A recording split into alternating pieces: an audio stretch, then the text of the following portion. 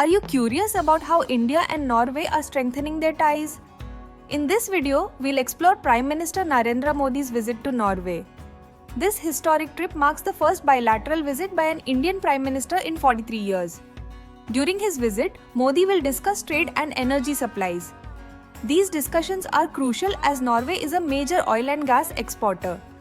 Modi's talks with Norwegian Prime Minister Jonas Gahr Støre are set to cover multiple topics, including the India-FTA trade and economic partnership agreement. This agreement, which began in October 2025, facilitates trade between India and 4 countries: Iceland, Liechtenstein, Norway, and Switzerland. Both leaders will also address a business summit, focusing on new markets and technological collaborations. The visit includes the 3rd Nordic India Summit, gathering leaders from Norway, Sweden, Finland, Iceland, and Denmark. This summit is particularly timely, following significant global events, including conflicts in Ukraine and the Middle East.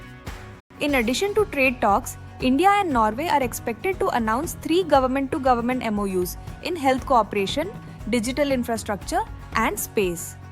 Many business-to-business MOUs will focus on energy initiatives. Norway's ambassador to India mentioned ongoing discussions on energy collaboration.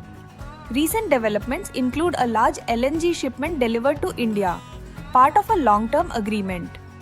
Investment from Norway's pension funds is also on the agenda. With over 700 Nordic companies operating in India, there's significant potential for growth in bilateral trade, which stands at around 19 billion. Experts believe that there's room for much greater economic collaboration. Innovators like biotech entrepreneur Ashwani Bansal are eager to explore partnerships at the upcoming business summit. The significance of Modi's visit extends beyond economics.